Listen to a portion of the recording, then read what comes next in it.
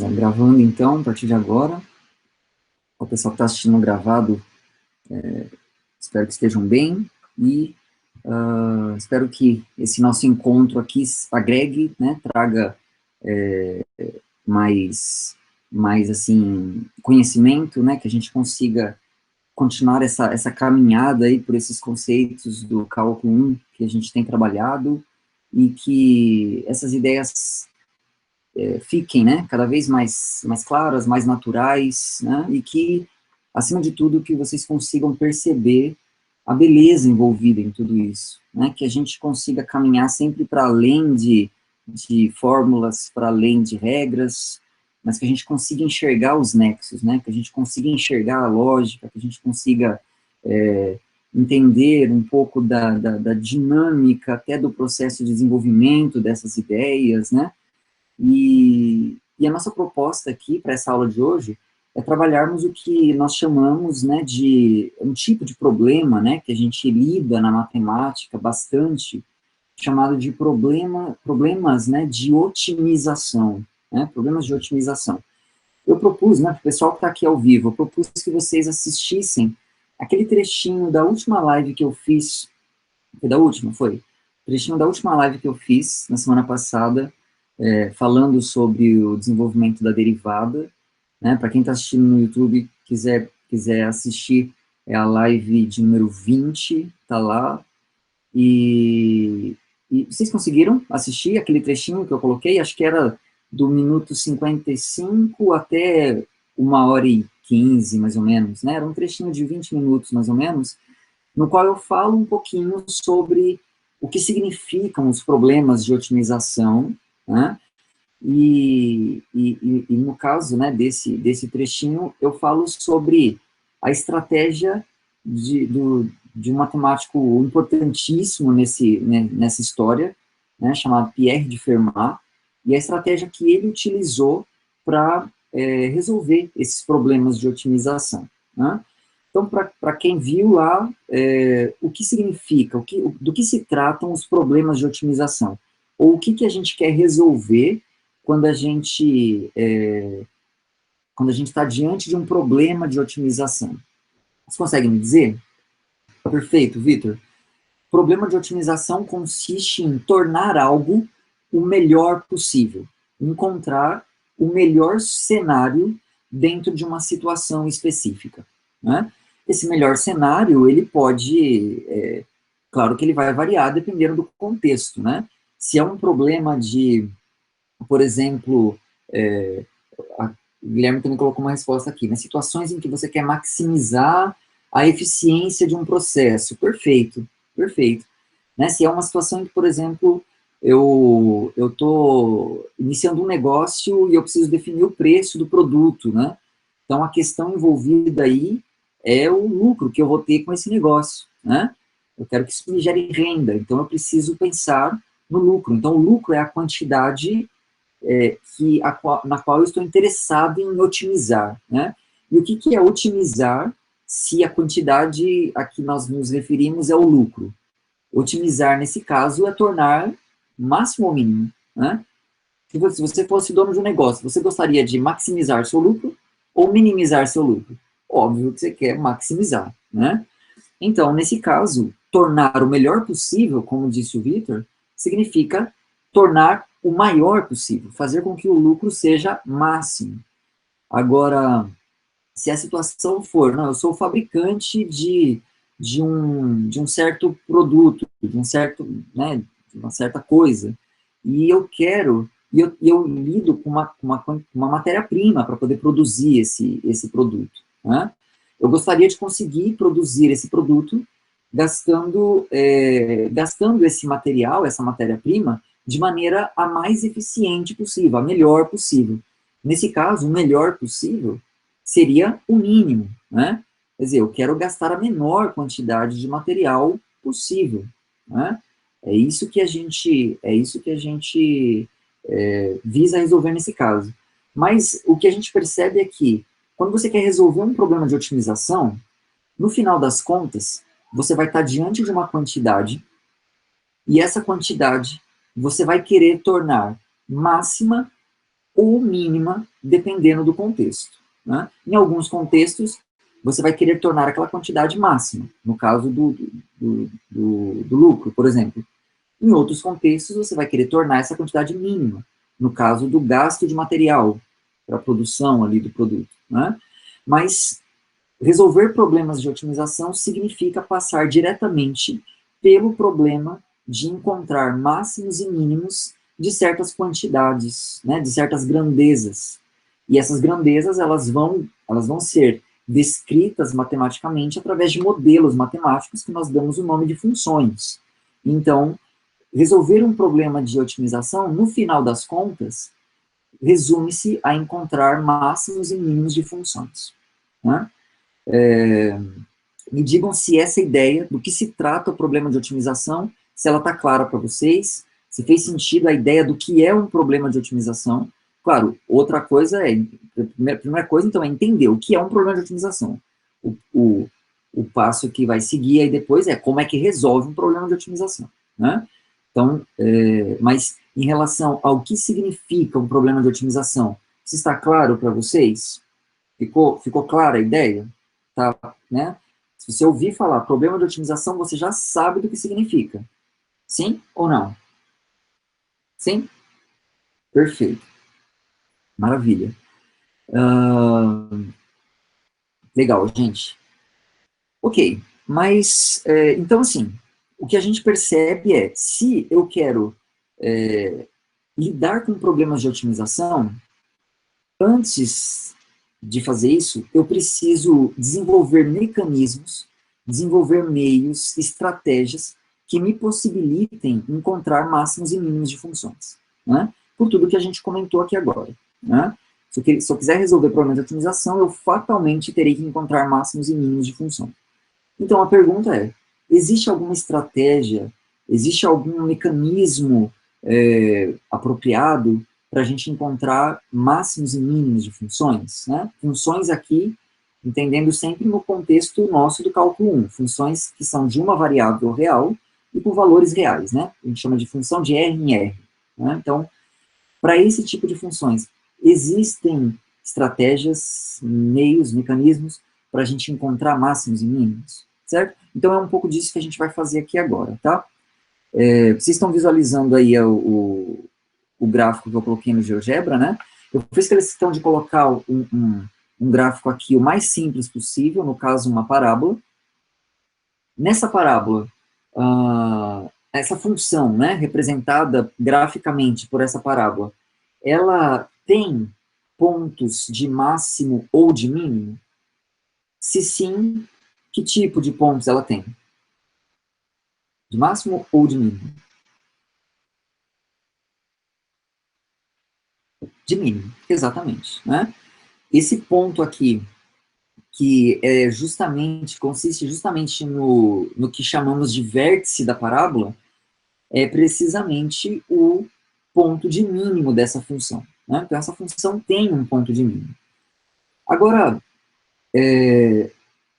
suponha que assim, você está olhando ali para o gráfico dessa função e você percebe que ela tem um ponto de mínimo.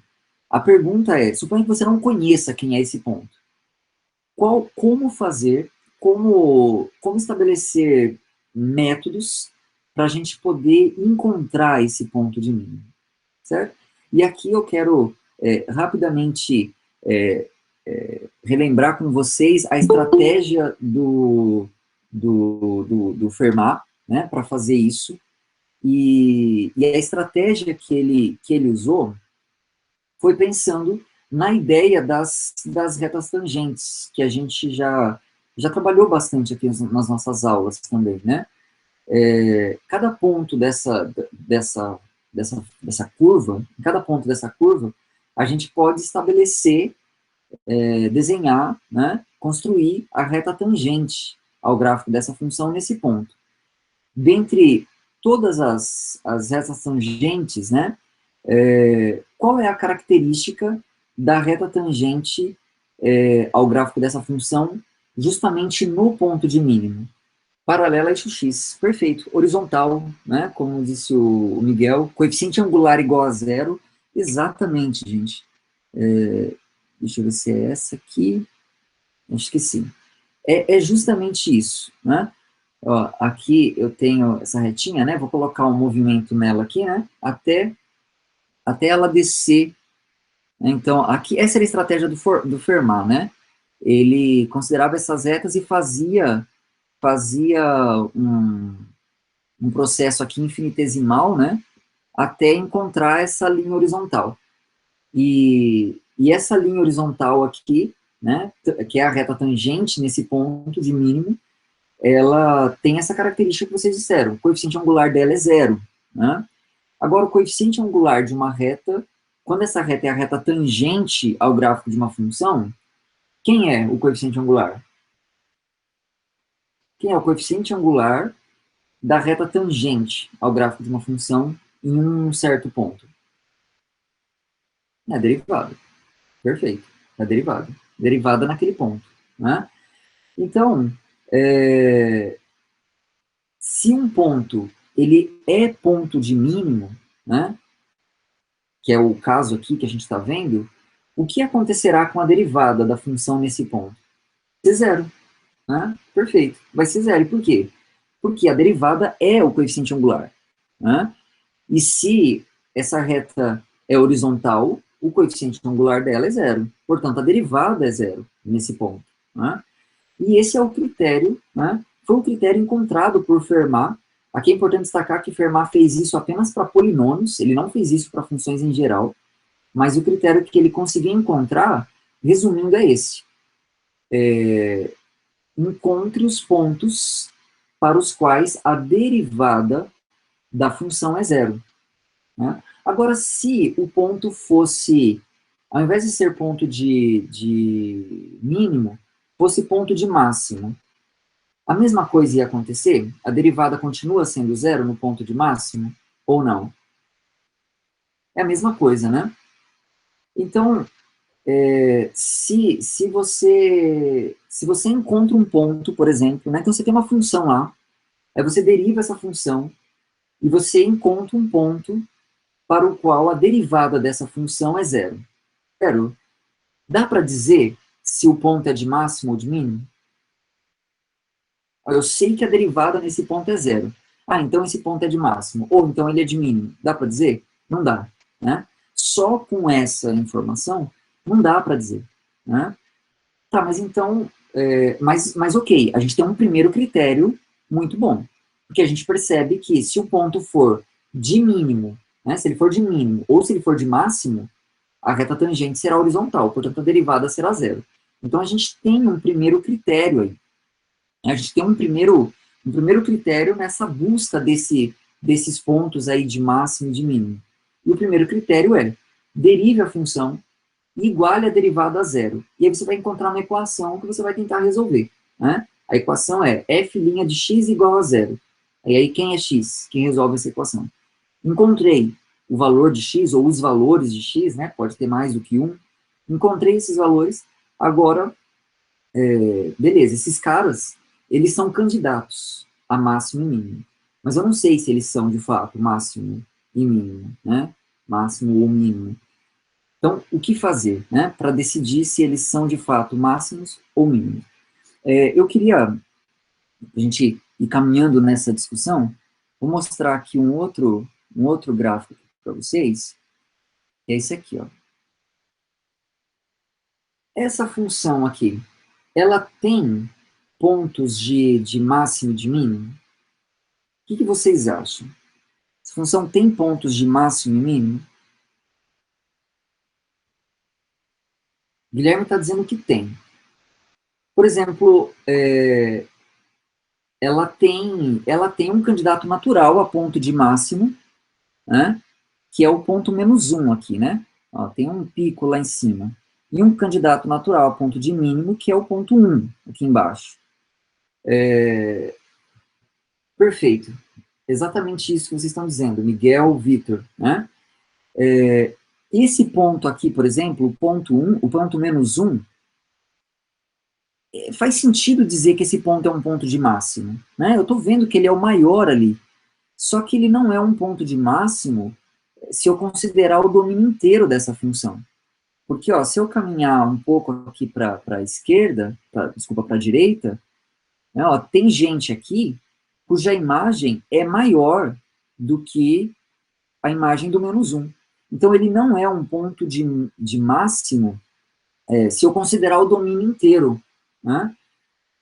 Quando um ponto ele é ponto de máximo ou de mínimo, quando eu considero o domínio inteiro, a gente diz que esse ponto é um ponto de máximo ou de mínimo global. Né? É o caso da parábola. Vocês concordam que é o caso da parábola? O ponto de mínimo da parábola que a gente estava vendo é um ponto de mínimo global. Ou seja, é o menor valor possível daquela função, considerando o seu domínio inteiro. Nesse caso aqui, o menos um ele tem algo de máximo. Ele é máximo em algum sentido, só que não no sentido global. Ele é máximo no sentido local. O que significa isso? Significa que existe uma vizinhança de menos um, essa é a palavra que a gente gosta de usar. Vizinhança é sinônimo de intervalo, tá? O que é uma vizinhança de menos um?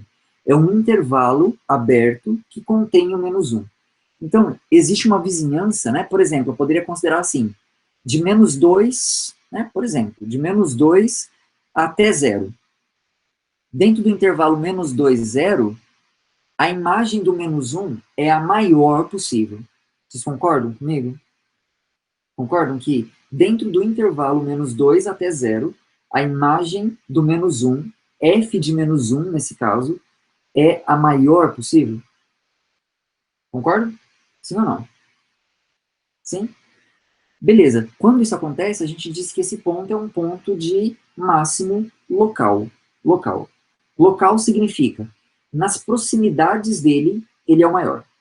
Nas proximidades, na vizinhança dele, ele é o maior. Né? Existe uma vizinhança desse ponto na qual a imagem dele é a maior de todas. Então, ele é um ponto de máximo local. A mesma coisa é o ponto de mínimo. Vocês perceberem, ó, se a gente caminha agora para a esquerda, tem gente aqui, ó, que a imagem é menor do que a imagem do 1. Mas existe uma vizinhança aqui, por exemplo, a vizinhança 02, né? Não precisaria ser essa, tá, gente? Poderia ser outra, né? Vizinhança 02 contém o ponto 1, e nessa vizinhança, nesse intervalo, a imagem do 1 é a menor de todas. Portanto, 1 é o que nós chamamos de ponto de mínimo local dessa função. Né? Ponto de mínimo local. Ok. Então, me digam, está claro para vocês esses conceitos? Né? Então, são 4 caracterizações diferentes que a gente deu aqui. Ponto de máximo local e global, e ponto de mínimo local e global. Ficou clara a ideia do que cada um desses termos significa para vocês? Tá tranquilo, assim? Sossegado? Beleza. Então, ok. A pergunta, então, que a gente quer responder aqui agora é a seguinte. Bom, vou aproveitar que a gente está com isso aqui, né? E vou colocar aqui essa reta tangente, né? Para a gente perceber, né? Justamente o que a gente tinha concluído, né? Ó, sempre que a gente chega no ponto de mínimo, nesse caso, e quando a gente chegar no ponto de máximo, a mesma coisa, a reta tangente fica horizontal. Ó, tá subindo a ladeira, a hora que chegar lá em cima, a reta tangente fica horizontal, né? Ela vai descer, né? Hop Hari, né? Desceu, a hora que chegar lá embaixo, a reta tangente vai ficar horizontal também, né? Então, se eu posiciono aqui no ponto 1, né, que visualmente no gráfico a gente está vendo que é o ponto de mínimo local aí, a reta tangente fica horizontal. E se eu colocar lá no menos 1, né, lá no menos 1, a mesma coisa, reta tangente é horizontal, nesses dois pontos. Ok, a pergunta então é, como distinguir esses dois? Como distinguir, eu sei que a derivada nesses dois pontos, tanto no ponto menos 1 quanto no ponto 1, é igual a zero. Né? A derivada dessa função em menos 1 é zero, e a derivada dessa função no ponto 1 também é zero. Como distinguir qual deles é máximo e qual deles é mínimo, sem, claro, ter que recorrer, por exemplo, a recursos gráficos, né? De maneira mais analítica mesmo, né? Como fazer essa distinção? Vocês conseguem perceber qual é a diferença no aspecto do gráfico quando eu olho para o ponto de máximo e quando eu olho para o ponto de mínimo? O que muda do ponto de máximo para o ponto de mínimo em relação à característica geométrica desse gráfico? Vocês conseguem enxergar isso? Perfeito, gente. Miguel, Júlio, perfeito. Marcelo, o que muda é a concavidade, né? Quando o ponto é de máximo, como é a concavidade? Como é a concavidade quando o ponto é de máximo? Para baixo. E quando o ponto é de mínimo, a concavidade é a contrária, né? É para cima. Aqui, então, no ponto de máximo, eu estou vendo a concavidade para baixo. E lá no ponto de mínimo, a concavidade, eu estou vendo ela para cima, né? Ok. A gente tem algum critério, né, proveniente da derivada para definir, né, para distinguir concavidade para cima e para baixo? Qual é esse critério? Derivada segunda, exatamente, Mayumi. Em particular, se a derivada segunda da função for positiva, a concavidade, conforme nós vimos, será para cima, né? Derivada segunda positiva, a concavidade é para cima. A derivada segunda negativa, a concavidade é para baixo. Bom, então, eu tenho lá os dois pontos, menos 1 e 1, e eu quero saber qual tem concavidade, qual é máximo e qual é mínimo. Calcula a derivada segunda dessa função, né? Calcula a derivada segunda e aplica a derivada segunda lá no ponto menos 1. Aplica a derivada segunda lá no ponto menos 1. Se a derivada segunda no ponto menos 1, aí você vai calcular, você vai ver, ó, a derivada segunda no ponto menos 1 deu negativa. Qual será a conclusão? Então, percebam qual é o processo, qual é a lógica do processo que a gente está construindo aqui, assim, de maneira verbal, né, e assim, só tentando passear pelos conceitos. Daqui a pouco isso começa a ficar mais técnico e a gente estabelece um método, né, um mecanismo bastante prático para poder fazer isso aí.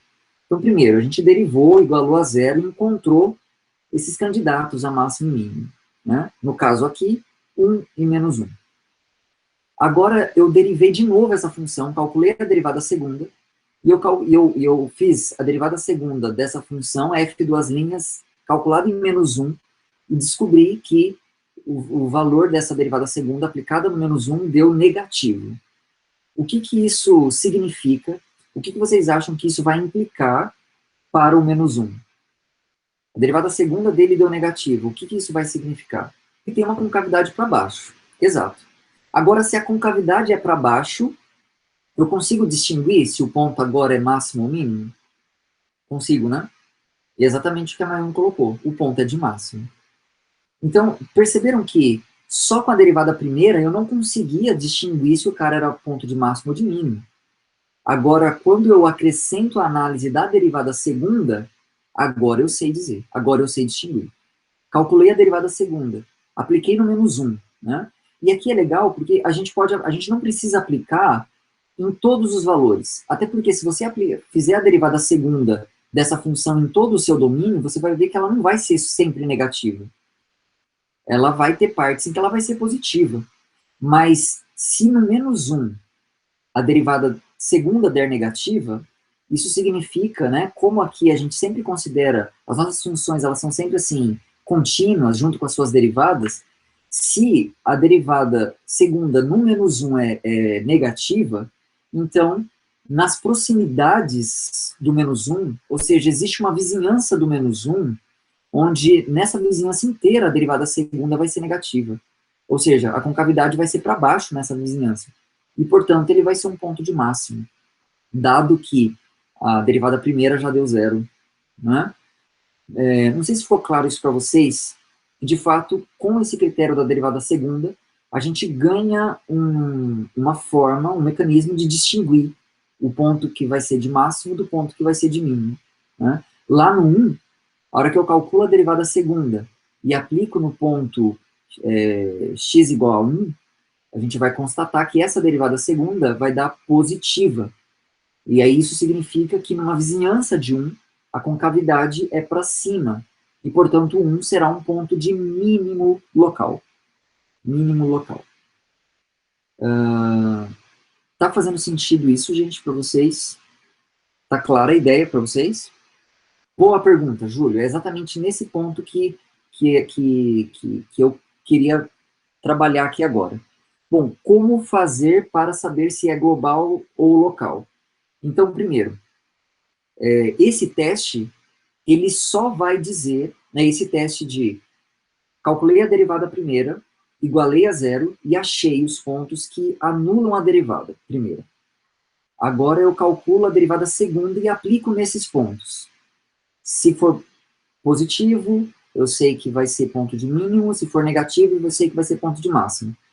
Local, tá? Esse critério só garante que o ponto é máximo ou mínimo local.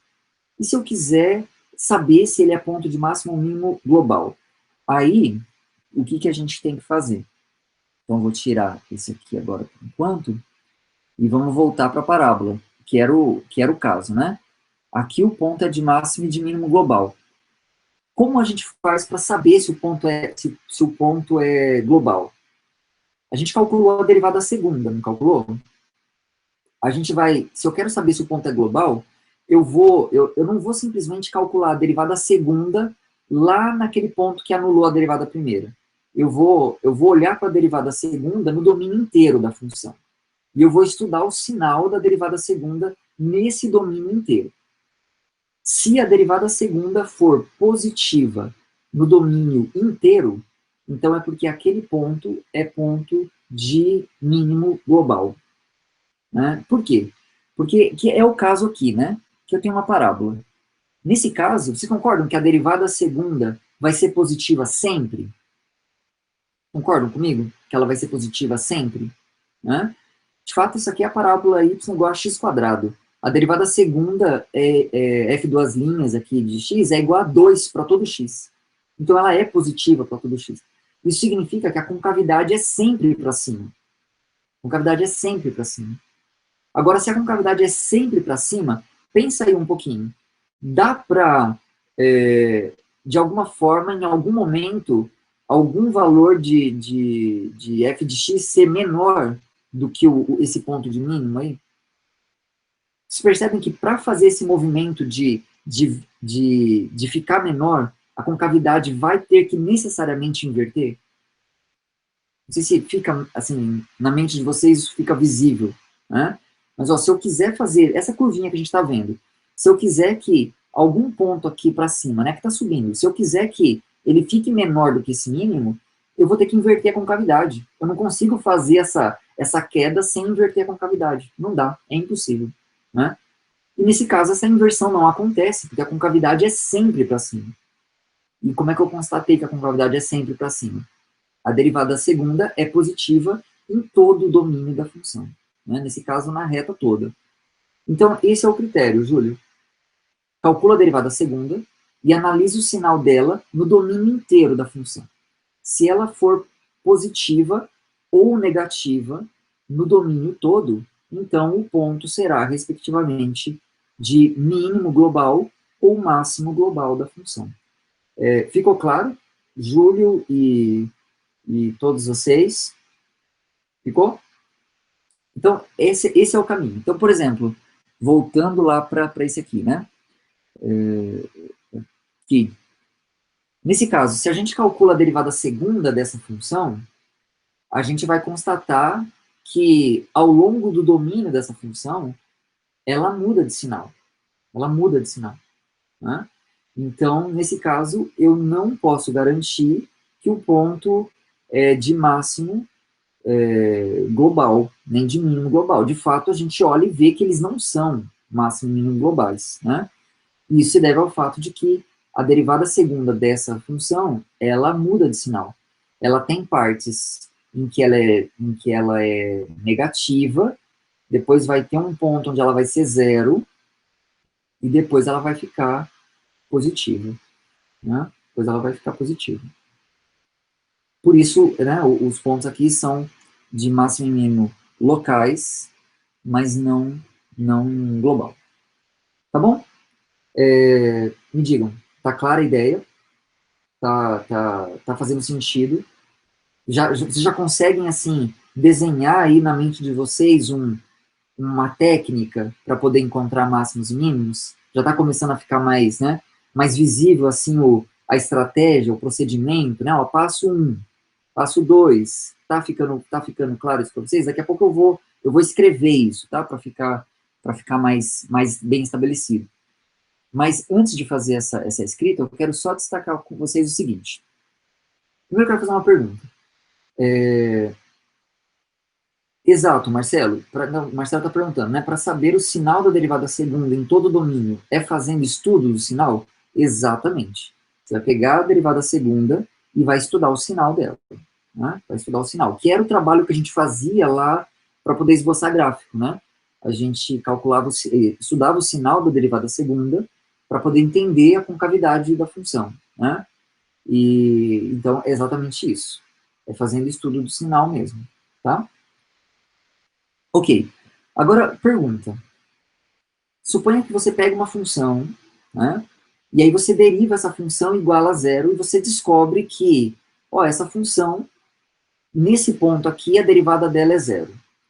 Posso garantir que esse ponto vai ser de máximo ou de mínimo? Sim ou não? Quero ouvir as respostas de vocês. Aliás, essa era a primeira pergunta lá do quiz, né? Calculei a derivada primeira, igualei a zero e achei. Eu achei um ponto aqui cuja derivada é zero. Posso garantir que ele vai ser de máximo ou de mínimo? E aí, a depender do sinal da derivada segunda? O Júlio está dizendo que não. Agora o Júlio está dizendo que sim. Né? Alguém concorda com o Júlio primeiro e discorda do Júlio segundo? Ou vice-versa?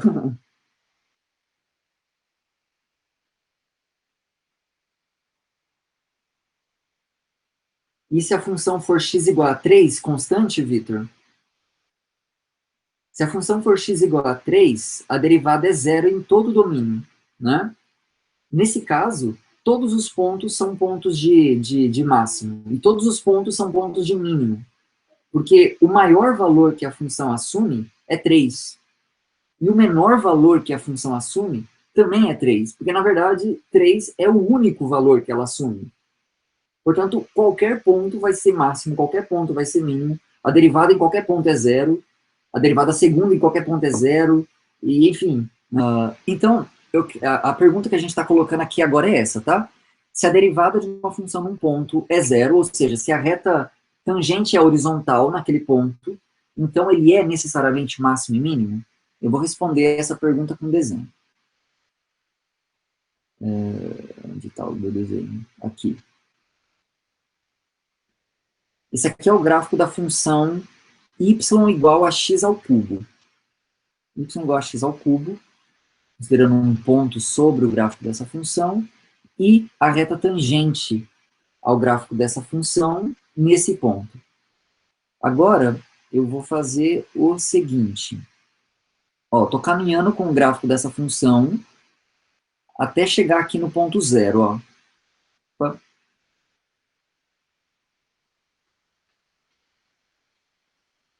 Até chegar no ponto zero.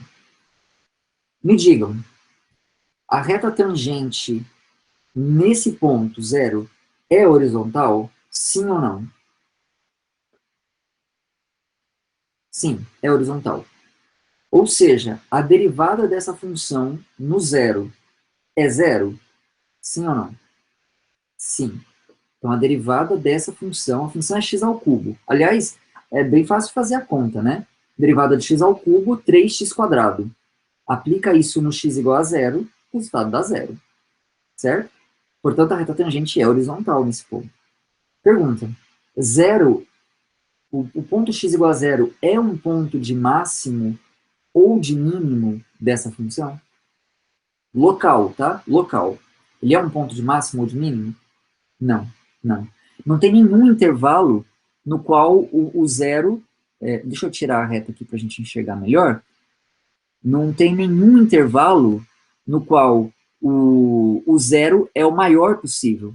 Porque, ó, qualquer intervalo que eu considere, do lado direito, o pessoal vai ser tudo maior do que a imagem do zero, que é zero. Né? E do lado esquerdo, todo mundo, a imagem é menor que o zero. Então, ele não é nem o menor valor numa vizinhança e nem o maior valor numa vizinhança. Ele não é nem ponto de máximo nem ponto de mínimo, nesse caso. Mas ele vocês concordam que ele é um ponto de inflexão? Concordam? Né? Então, exatamente isso. O zero aqui, ele é um ponto de inflexão. Né? Para cá, a concavidade é para baixo, para cá, a concavidade é para cima. Então, dá para a derivada num ponto ser zero, sem que ele seja ponto de máximo ou de mínimo? Sim ou não? Dá, né? Dá. Então, na verdade, quem tava certo era o Júlio primeiro, viu, Júlio?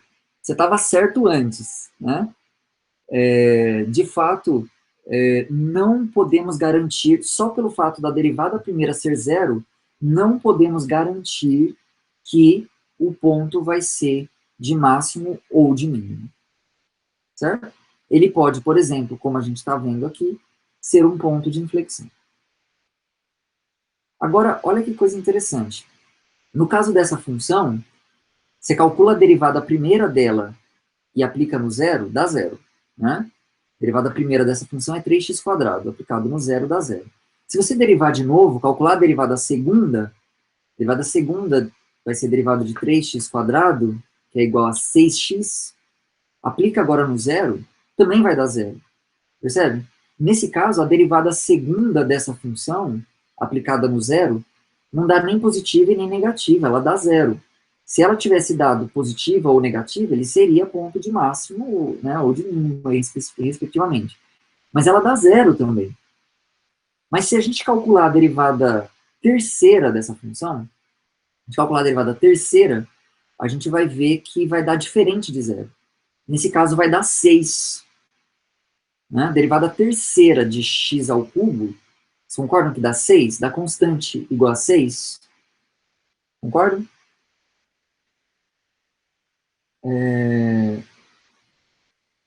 Beleza. Agora que eu vi aqui seu comentário, Júlio, é assim, a estratégia para não errar nunca, né? Dica que sim e que não, né? Assim, é impossível errar, mas também, por outro lado, 100% de chance de errar, né? É 100% de chance de errar, 100% de chance de acertar, né? Perfeito. É uma estratégia muito boa, né? Ok. Uh, então, olha só. Se eu calculo a derivada primeira, dá zero. Né? Aí ele já é um potencial candidato a máximo e mínimo, mas isso não é garantia. Aí eu calculo a derivada segunda. E eu descubro que também dá zero. Poxa, também deu zero a derivada segunda. Agora eu vou derivar de novo. Calculo a derivada terceira e aplica no mesmo ponto. Se a derivada terceira der diferente de zero, então a gente pode afirmar que esse ponto é um ponto de inflexão. Certo? E eu quero deixar isso claro para vocês. Pretendo gastar, assim, 4 minutos nisso, e aí a gente faz o nosso intervalinho. Então, primeira coisa que eu vou escrever aqui, então, assim, são conclusões, né? Conclusões. Conclusões dessa conversa nossa. Conclusões. Então, a primeira conclusão é se f' de A é zero e f duas linhas de A é positivo, então a gente pode concluir, né, nessas condições, que o ponto A é ponto de então, positiva, o ponto é com cavidade para cima, então o ponto é de mínimo, né? Mínimo local.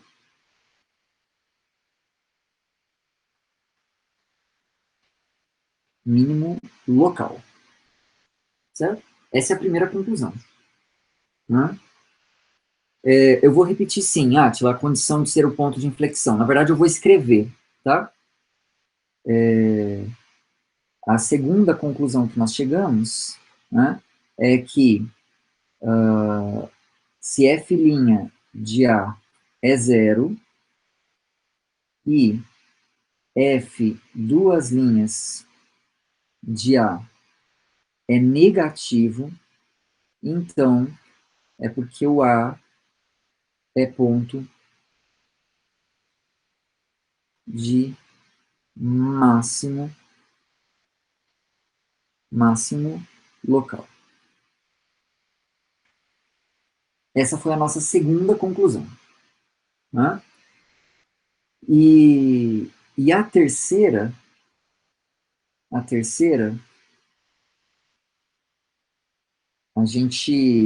gente se deparou com uma situação que pode acontecer, que é a seguinte: a derivada primeira, assim como a derivada segunda, no ponto A, é igual a zero. Né? E a derivada terceira é diferente de zero. Diferente de zero. Então, só para fixar aqui as ideias, eu vou até subir aqui um pouquinho, só para vocês poderem, só para a gente poder ter um espacinho aqui um pouco maior, só para a gente, assim, fixar aqui as ideias, né? Poderia ser tanto negativo quanto positivo. Eu vou assumir que seja positivo, tá? Então, a gente vai fazer o seguinte. Ó, a derivada terceira dessa função, né? Então, é assim. Eu tenho o ponto A, né? E aí tem um intervalinho aqui. Lembra que a gente sempre assume que essas funções são contínuas. Então, se essa derivada, estou assumindo que ela é positiva, né? Então, vamos assumir positiva. Se fosse negativa, funciona igualzinho. Se ela é positiva no A, é porque ela é positiva num intervalinho, assim. Né? Então, nesse intervalinho todo, a derivada terceira é positiva. Se a derivada terceira é positiva, o que acontece com a derivada segunda? O que vai acontecer com a derivada segunda, nesse mesmo intervalinho? O que acontece com a derivada segunda?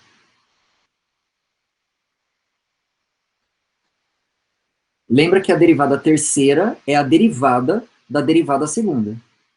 Se a derivada de uma função é positiva, como será essa função?